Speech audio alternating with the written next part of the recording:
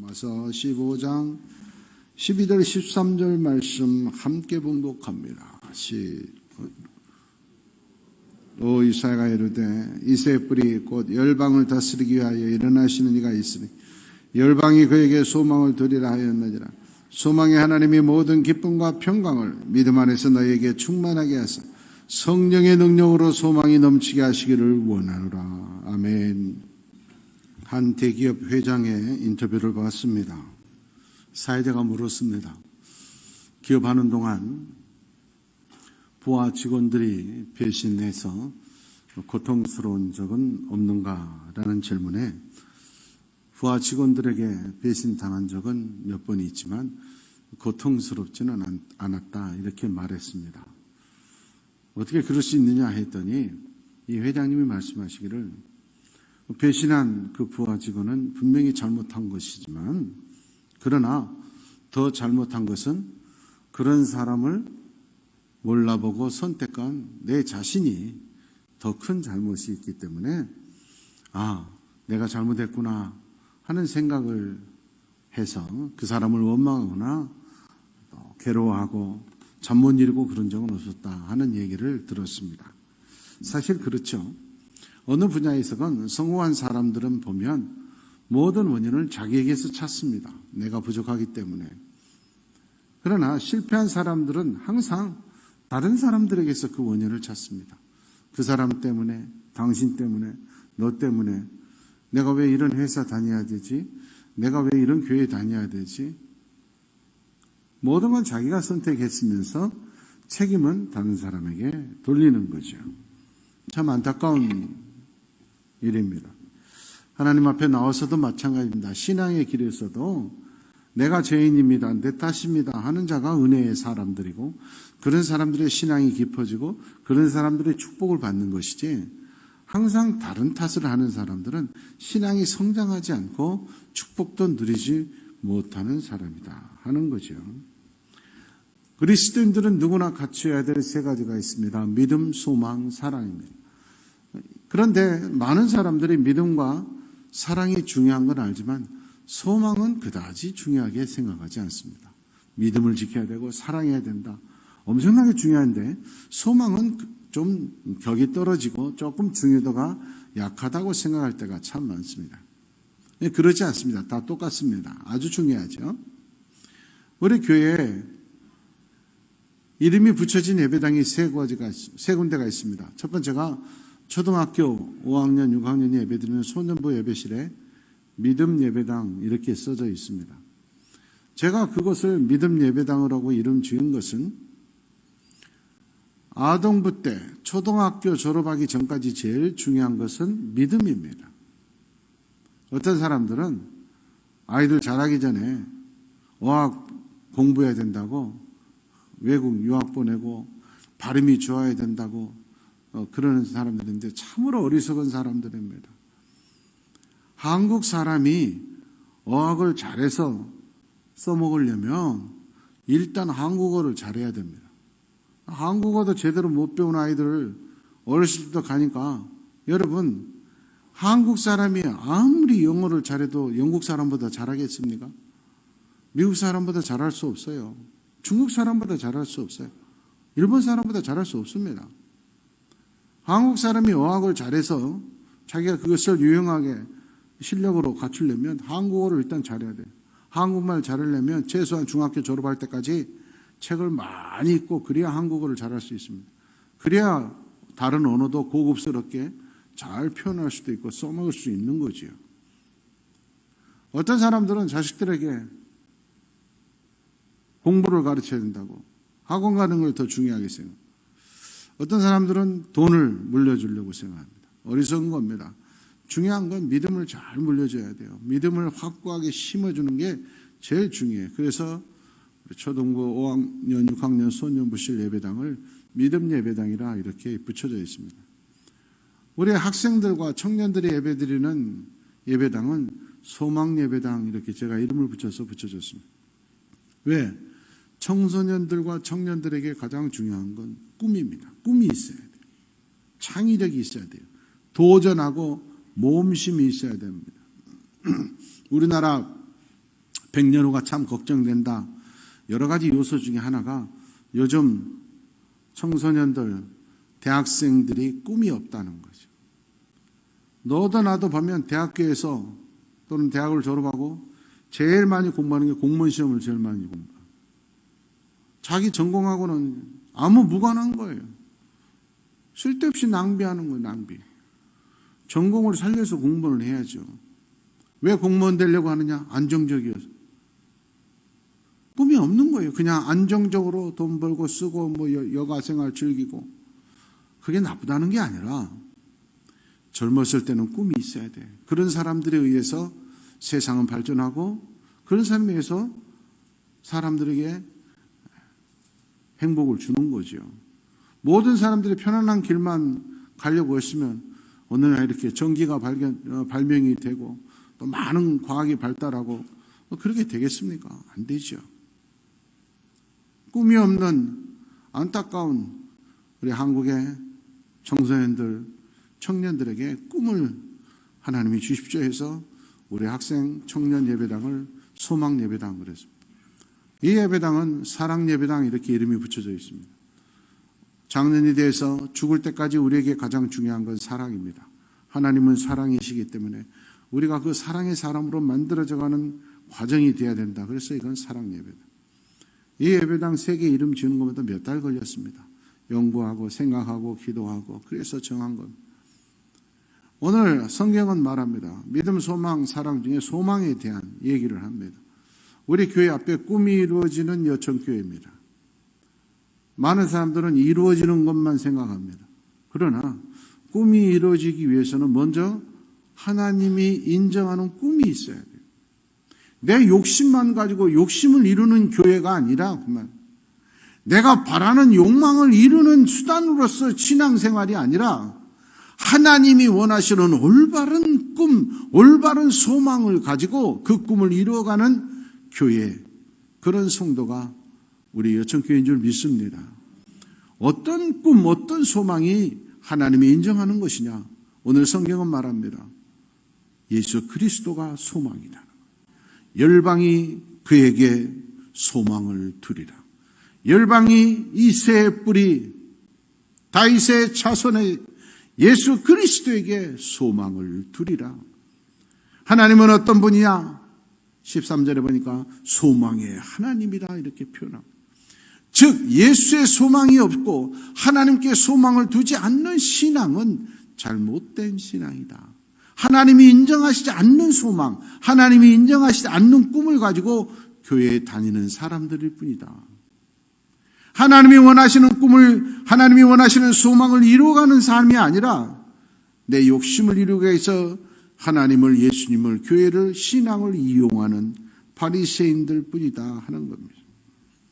예수가 소망인데, 하나님이 소망의 근본인데 마귀는 자꾸 미혹시킵니다. 아니야, 돈이 최고야. 아니야, 권력이 최고야. 지식이 최고야. 아니야, 건강이 최고야. 자식이 최고야. 이 모든 것들은 하나님의 선물이고 축복이 돼야지, 그것이 나의 꿈, 가장 우선순위 소망이 되면 우상으로 바뀌어져서 결국 나를 염려와 근심과 고통으로 몰고 가는 도구가 되어버리는 거예요. 예수가 소망이고 하나님이 소망의 근본이 된 자들이 다른 것들을 축복으로 누릴 수가 있는 거지. 다른 것들이 먼저 내 꿈이 되고 내 소망이 되면 예수 그리스도가 없어지게 된다 하는 거예요. 신앙이 중요하지 않게 돼요. 예배가 중요하지 않게 돼요. 열방이 예수님에게 소망을 둬야 되는데 오늘 세상이 과학과 물질과 자신의 지식에 사람에게 소망을 두니까 인생 스스로가 파멸기로 가는 거예요. 시편 42편 5절 말씀해 보니까 하나님께 소망을 두라 그랬어요. 하나님께 소망을 두고 다른 것들은 내가 축복으로 선물 받아서 쓰임 받는 자가 돼야 될 때인데 그 우선순위가 바뀐다는 거죠. 시편 62편 5절 말씀입니다. 나의 모든 소망이 세상에 있는 게 아니라 하나님께 있으므로 하나님만 바라보라. 하나님에게서 우리의 소망이 나는 줄 믿습니다.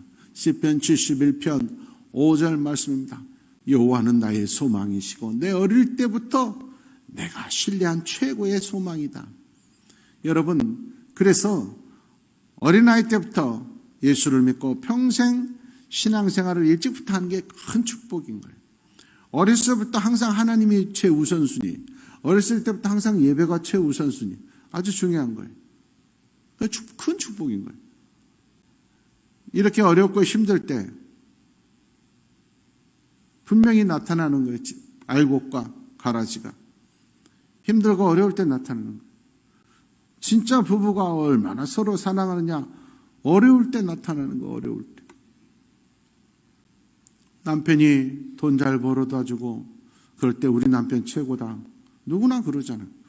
남편이 병들고 돈도 못 벌어주고 그래도 내가 책임질게. 이제 그동안 고생했어요. 이제부터 내가 할게. 이게 진짜 아니죠. 부모나 형제나 자식이나 교회도 마찬가지. 교회가 힘들 때 서로 내가 나서서 그 짐을 맡겠습니다. 이런 사람들이지. 교회가 잘 될 때 자기가 행세하고 감투나 쓰려고 하고, 이런 사람들은 가짜 교인인 거죠. 제가 목회자로서 어렸을 때부터 태중에 서원돼서 바쳐졌지만 내가 진짜 목사가 되어야 됐다는 걸 확실하게 결정한 게 중학교 3학년 때 서울에서 우리 아버님 어머니 개척하실 때 식사도 못, 아침 식사 밥도 못 먹고 병들어 가난하고 저녁마다 수제비로 먹고 그렇게 힘들 때인데 제 인생에서 가장 가난할 때였어요. 그런데 제 기억 속에 우리 어머니 아버지가 가장 사이가 좋았던 게 가장 가난했던 그 시절이에요. 다른 때는 제가 장남이니까 어머니 아버지가 부부싸움 한 것도 많이 봤어요. 그런데 그때 그 어렵고 힘든 개척 기간에 부부싸움 하시는 모습을 한 번도 못 봤어요. 학교 갔다 오면 가난하고 배고프고 춥고 그런데도 학교 갔다 오면 항상 두 분이 기도하고 계시고 성경 보고 계시고 항상. 제가 그때 생각했어요. 목사라는 직업이 참 좋은 직업이구나. 아니 이렇게 자식들 먹을 것도 못 사다 주는데 다른 집 같으면 부부싸움하고 그럴 텐데 오히려 부모님 사이가 더 좋아져요. 그때 제가 중학교 3학년인데 목사가 최고다. 그래서 진짜로 결정한 게 그때였던 것 같아요. 여러분, 중요한 겁니다. 그래서 아이들에게도 철저한 믿음의 뿌리를 갖추게 하는 게 참 중요한 거예요. 내 모든 신앙의 뿌리 예수 그리스도, 오직 하나님께 모든 걸 드리는 기준을 하나님께 예수 그리스도께 두는 자가 되어야 된다. 시편이라고 하는 책 자체가 축복의 책입니다. 가장 많은 부분을 성경에서 찾아내고 150편까지 있잖아요. 그런데 이 시편의 출발이 뭐냐? 복 있는 자는, 하나님의 사람은 복 받아야 돼요. 복을 누리고 살아야 돼요. 그 방법을 말하고 중간에는 성경에 나온 사람들 중에 가장 복받은 다윗의 고백, 다윗의 삶의 간증들이 시로 표현돼요. 마지막은 가장 축복받아서 항상 찬송하고 하나님을 높이는 그런 사람이 되라. 이렇게 이제 끝을 맺거든요. 그 시편 146편 5절 말씀에 보면 가장 복받는 사람은, 복 있는 사람은 누구냐? 하나님께 소망을 둔 자다. 예수가 내 소망이 되고 하나님이 내 소망이 된 자가 가장 복 있는 자다. 이렇게 끝을 맺는 거예요. 사랑하는 여러분, 하나님께 소망을 두는 게 눈에 보이지도 않는 하나님인데 무슨 예수님의 소망을 두냐? 우선 먹고 살아야지. 이게 아니고 하나님께 소망을 두는 게 가장 복이고 하나님이 주시는 축복을 누리는 최고의 지혜인 줄 믿습니다. 하나님께 소망을 둔 사람들은 어떻게 해야 되느냐? 그냥 교회 와서 나는 하나님께 소망을 두었다, 나는 예수님이 내 소망이다 말만 하면 되느냐? 하나님께 소망을 둔 사람, 예수 소망의 사람은 어떤 사람이냐? 이름이 바뀌어져야 돼요. 교회만 다니면 천국 가는 게 아니에요. 거듭나야 천국 간다. 성경은 분명히 말했어요. 교회 안에 양과 염소가 있어요. 교회 안에 나오면 교인은 다 예수 앞에 나오면 다 가는 거 아니고 양이 돼야 돼요. 염소의 자리는 지옥이에요. 양이 돼야 되고 거듭나야 되는데 그게 뭐냐? 이름이 바뀌는 거예요. 내 삶의 방법이 바뀌어야 된다 그 말이에요. 내 정신과 인격이 바뀌어야 된다. 우리는 아브라함을 잘 압니다. 믿음의 첫 시조가 되잖아요. 그런데 창세기를 읽어보면 맨 처음에는 아브라함 이렇게 써져 있지 않아요. 아브람 이렇게 세 글자로 되어 있습니다. 아브라함 차이 없는 것 같아도 아브라함의 뜻은 내가 최고라는 뜻입니다. 왕. 내가 킹이야. 아브라함이. 그런데 하나님을 만나서 믿음의 사람이 되니까 이름이 아브라함에서 창세기를 보면 아브라함 이렇게 네 글자로 한자가 늘어나요. 차이가 커요. 아브라함은 내가 왕이야. 내가 제일 똑똑해. 근데 아브라함은 모든 사람들을 다 사랑으로 품어주는 모든 사람들의 아버지다. 그 말이에요. 여러분 이렇게 바뀌어져야 된다. 내가 제일 똑똑하고 잘났다고 하는 사람이 성령으로 거듭나면 다 품어주는 아버지 같은 사람이 됩니다. 아버지가 너 잘했던 못해서 몇 때리고 그런 사람이 아니잖아요. 잘못하면 이렇게 깨워주고 약하면 힘을 주고 부족한 건 채워주고 그게 아버지잖아요. 신앙이 거듭나면 평가하고 다니고 불평불만 만드는 게 아니에요. 다 사랑해. 열 손가락 다 사랑해줘야 부모잖아요.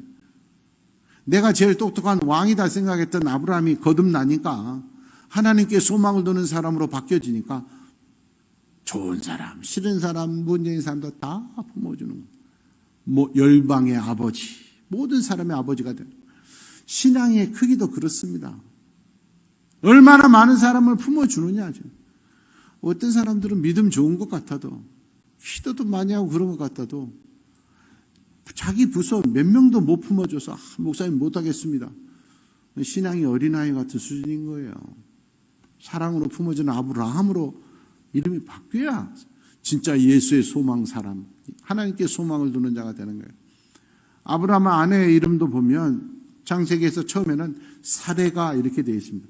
사레는 내가 제일 똑똑해, 내가 제일 이뻐, 여왕이란 뜻이에요. 내가 제일 여왕. 컴퓨터한테 물어봤어요. 성경에서 제일 미녀는 누구냐? 컴퓨터가 대답하기를 사라라는 거예요. 사라. 왜 사라가 제일 이쁘냐 그랬더니 나이 70살이 넘어서 80살이 됐는데도 이방의 왕이 탐낼 정도로 이뻤다. 아브라함이 뺏길 뻔했잖아요. 나이가 70이 넘었는데도 얼마나 이뻤으면 다른 사람도 아니고 다른 왕이 탐냈을까. 그래서 제일 이쁜 여자가 사라래요. 컴퓨터가 대답을. 아무튼 이 사례는 그렇게 이쁘고 아름답고 멋졌어. 이름이 사례야. 내가 여왕이야. 내가 최고야. 그런데 하나님의 사람이 되니까 이름이 바뀝니다. 사라. 나 이쁘고 똑똑하고 여왕 아니야. 모든 사람을 다 사랑해주는 엄마야. 교회 안에서도 그런 믿음의 엄마들 사라가 있잖아요. 뭐 별로 배운 거 없고 부자도 아니고 그래도 모든 사람들 다 품에 안아주고 따뜻거려주고 위로해주는 믿음의 엄마들. 이게 진짜 예수 소망 사람들. 진짜 신앙의 사람. 조금 잘 나간다고, 조금 건강하다고, 조금 가지고 있다고 내가 여왕, 사례의 모습으로 남아있으면 그의 소망은 세상적인 것이지 예수 소망의 사람이 아니라는 거예요. 우리는 바울을 잘 압니다. 바울은 당시 최고의 학부를, 최고의 인류 대학을 졸업한 거예요. 가말리엘의 제자였어요. 또 최고의 귀족 신분으로 다소에서 태어났어요.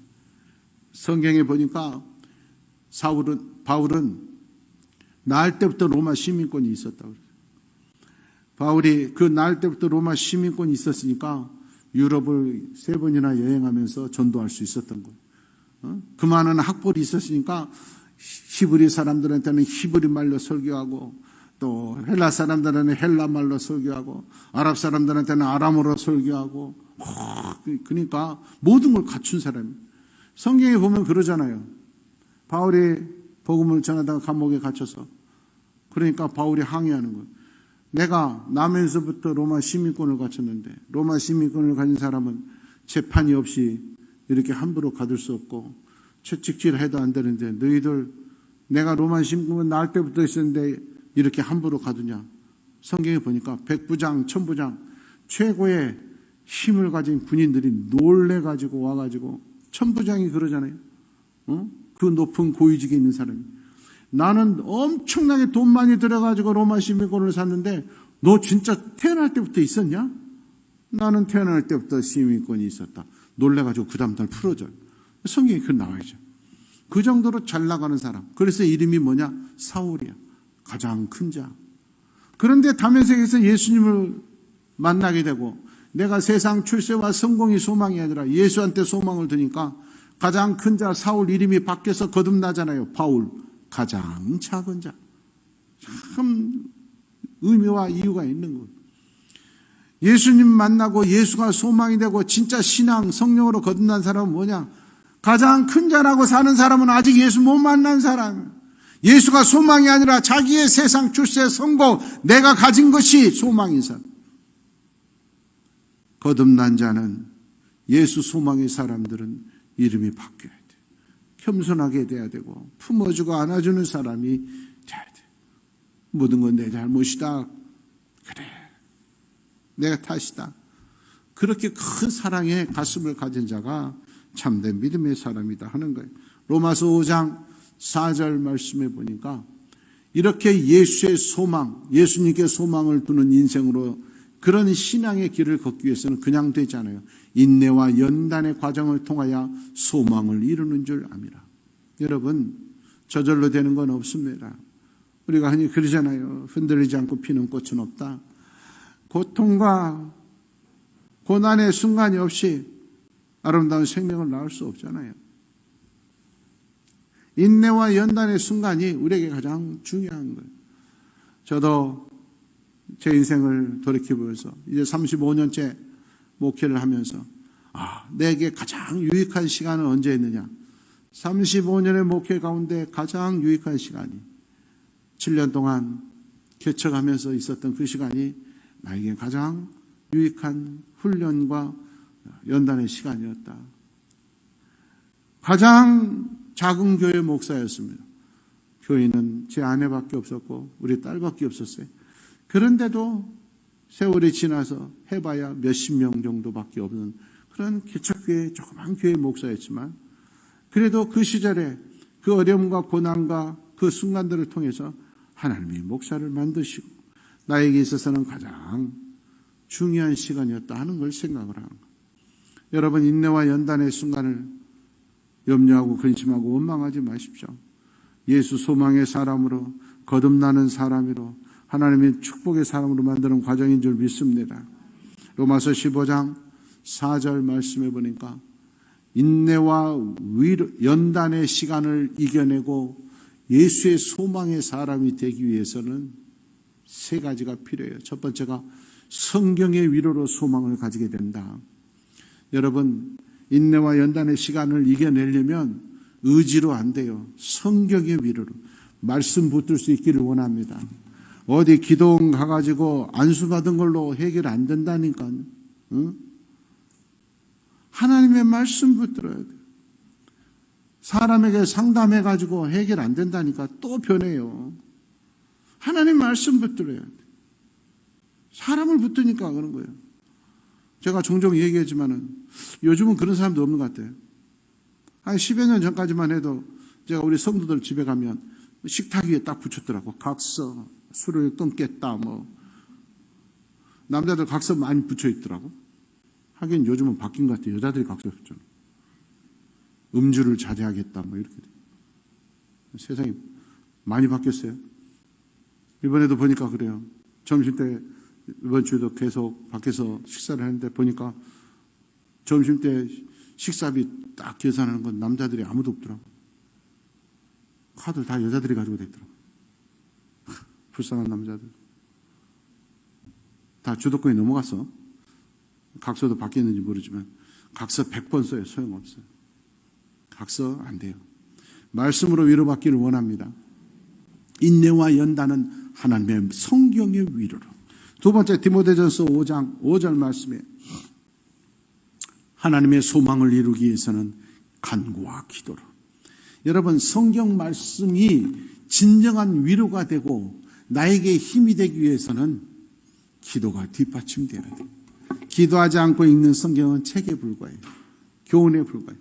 그러나 기도하고 말씀을 읽으면 하나님의 말씀은 살았고 운동력이 있어 좌우의 날선 어떤 검보다 더 예리하여 혼과 영과 관절과 골수를 찔러 쪼개는 말씀이 돼요. 그래서 내가 인내의 순간을 어떻게 승리하느냐? 기도하고 말씀 붙들고. 마지막으로 세 번째는 요한일서 3장 3절 말씀. 자기를 깨끗하게 해야 예수를 소망을 이룬 자가 된다. 여러분, 하나님의 말씀을 기도하면서 봐요. 그런데 일주일 동안 기도했어. 말씀하고 하나님 일터에서 집에서 봐. 이걸 이제 성령 충만했어. 그런데 10분 만에 기도와 말씀이 깨져버려요. 어떻게? 교회 와가지고 염소 한 마리만 만나면 10분 안에 깨져요. 영이 깨끗한 사람들과 함께 해야 돼요.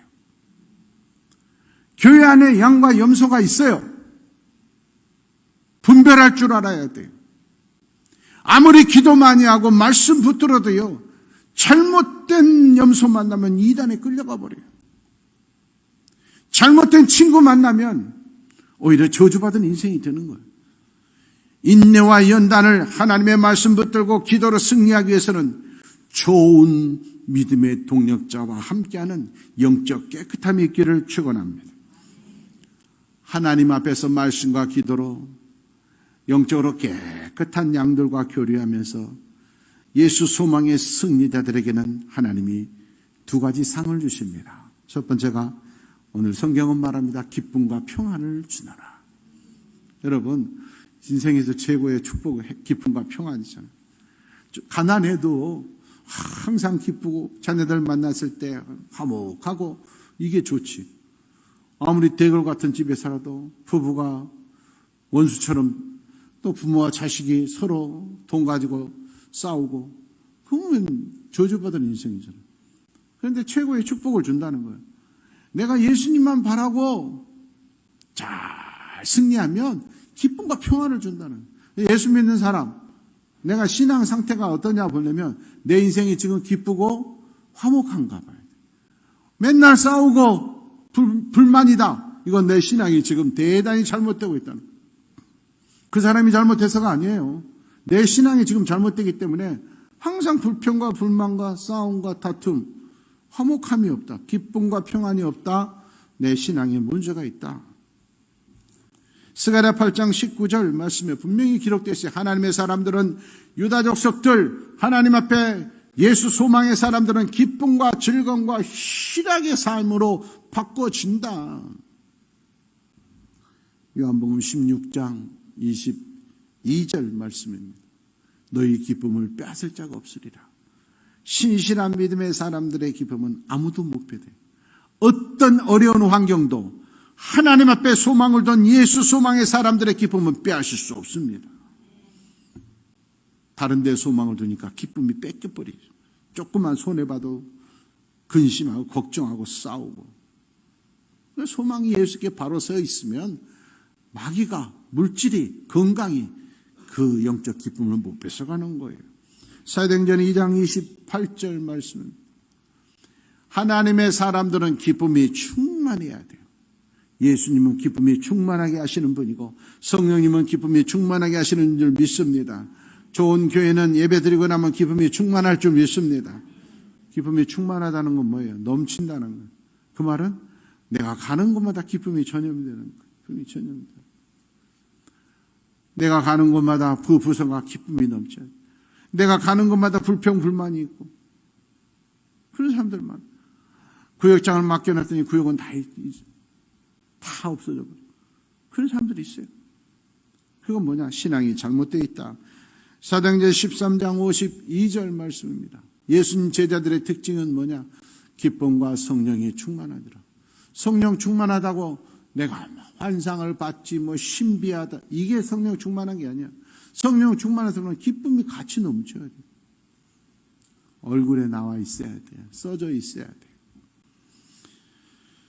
고린도서 7장 4절 말씀입니다. 하나님의 사람들, 올바른 믿음의 사람들은 환난 가운데서도 기쁨이 넘치는도다. 환경이 나를 좌우 못해요. 환경이 나를. 속상하다고 교회를 안 나와요. 어린아이 신앙이다 그 말이에요. 애들은 그러잖아요. 애들 특징이 잘 삐치잖아. 실컷 먹여주고 채워주고 옷까지 사줘도 애들은 지 맘에 요만큼만 삐쳐. 엄마 싫어.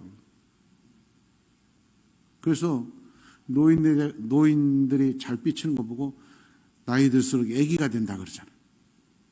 애기 같은 신앙이 되니까는 조금만 형편이 어려우면 신앙이 없어. 뻑하면 조금만 어려도 교회 안 오고. 정말 부부관계가 심각하고 그러면 더 예배드리러 와야지. 정말 물질적으로 어려우면 더 예배드리러 와야 될 거 아니야. 그런데 예배도 안 드려버려. 안 된다고. 힘들다고. 장사 안 된다고. 부부 사이 안 된다고. 예배도 안 드려버리면 길이 없잖아요. 그건. 안타까운 거예요. 빌레몬서 1장 20절 보면 빌레몬의 모습이 나와요. 종이었지만은 하나님의 사람이 되면 어떻게 되나? 너로 말미암아 기쁨을 얻고 평안하게 된다. 여러분 모두 우리 여천교회 성도들은 우리 여천교회 성도들이 가는 곳마다 기쁨을 얻고 화목해지기를 원합니다. 요한일서 1장 4절 말씀입니다. 하나님께서 말씀을 우리에게 주신 이유는 너희의 기쁨이 충만하게 하려 함이라. 하나님의 말씀 읽을 때마다, 하나님의 말씀 들을 때마다, 예배할 때마다, 무릎 꿇을 때마다 기쁨이 넘치는 축복의 사람들 되기를 축원합니다. 두 번째, 예수께 소망을 둔 사람에게 주시는 하나님의 상은 뭐냐? 성령의 능력이 충만하게 된다. 성령 충만한 사람입니다. 성령의 능력으로 소망이 넘치게 하시기를 원하노라. 오늘 성령 말씀. 성령 충만이 우리의 기도가 돼야 돼. 성령. 그저 물질 충만, 건강 충만, 욕망만 충만하게 돼. 성령 충만이 1번이기 때문에. 열왕기하 2장 9절 말씀에 보면 엘리야가 세상을 떠나기 전에 엘리사에게 내가 너 뭐 줄까? 엘리사가 다른 거 없습니다. 선생님의 능력, 성령의 능력이 갑절나게 임하게 해 주십시오. 여러분 기도 제목 1번이 뭡니까? 자식 잘 되는 겁니까? 사업체 잘 되는 겁니까? 건강입니까? 엘리사처럼 성령의 능력이 1번이 되기를 원합니다. 요한복음 20장 22절 말씀입니다. 예수님께서 승천하십니다. 여러분 마지막 유언이 제일 중요하잖아요. 예수님께서 이 땅을 떠나면서 승천하시면서 마지막 유언이 뭐냐? 너 기도 열심히 해라. 전도해라. 헌금해라. 예배 잘 드리라. 이거 아니라니까. 성령을 받으라. 이게 제일 중요하기 때문에 마지막 승천하시기 전에 성령 받으라 그랬는데 성령이 없이 언제까지 바리새인으로 보면 안타까운 자가 되냐 이거죠. 사도행전 2장 38절 말씀입니다. 이 성령은 회개하는 자에게 있습니다. 여러분 교회 나올 때마다 회개의 눈물이 마르지 않는 축복이 있기를 원합니다. 사도행전 9장 17절 말씀입니다. 예수 그리스도께서 우리에게 주신 최고의 축복, 우리가 신앙생활하고 주의정의 말씀을 듣고 기도하고 이랬을 때 우리가 얻을 수 있는 최고의 축복은 성령 충만이에요. 아나니아가 눈먼 바울을 눈뜨게 하는 것보다 더 큰 축복이 뭐냐? 성령으로 충만케 하신다. 맹인의 눈뜬 것보다 더 중요한 게 예수님이 너로 성령으로 충만케 한다. 그래서 바울이 되는 거예요. 사도행전 10장 44절에 보면 베드로 사도가 설교를 해요. 성경이 분명히 기록하기를 베드로가 설교를 했더니 말씀하실 때 성령이 그 사람들에게 다 임했어. 그러면 그 뒷부분은 뭐냐? 모든 사람들이 성령의 세례받고 하나님의 제자가 되었더라. 이렇게 기록되어지잖아. 두 부류로 딱 나눠. 어떤 사람들은 성령의 세례받고 거듭나고 회개하고 구원받았는데, 어떤 사람들은 모여서 회의하는 거, 어떻게 하면 베드로와 요한을 잡아 가둘고 저들이 다시는 저 말씀을 못 전하게 할고. 여러분은 어느 쪽에 있습니까? 성령 충만을 방해하는 여러 요소가 있지만 가장 큰 반대선 요소가 있습니다. 에베소서 5장 18절 말씀. 술 취하는 것이 자체가 방탕한 것이다. 그래요. 술 먹고 나쁜 짓 하는 게 방탕한 것이 아닙니다. 성경은 말해요. 술 취한 것 자체가 방탕하니 반대는 뭐냐? 성령 충만을 받으라. 기억하시기를 바라요. 깨달음이 있기를 바랍니다. 디도서 3장 6절 말씀. 예수 그리스도를 우리가 믿는 이유는 뭐예요? 주님께 무릎 꿇은 이유가 뭐예요? 성령 충만기 위해서. 예수님께 가까이 갈수록 부어주시는 성령을 받을 수 있기를 원합니다. 유다서 1장 11절 19절에 보면 가장 잘못된 신앙의 모델, 저주받은 세 사람의 이름이 나옵니다. 가인과 고라와 발람, 세 사람. 가인, 발람, 고라. 이런 사람이 되면 안 돼. 인류 역사상 가장 저주받은 잘못된 예수입니다. 여러분, 잘못된 신앙, 이 세 사람 다 인류에서 최초로 낳은 자식이에요. 가인은. 이름 자체가 하나님이 주신 선물이에요. 발람은 최고의 능력을 받은 선지자였어요. 고라는 제사장이었어요.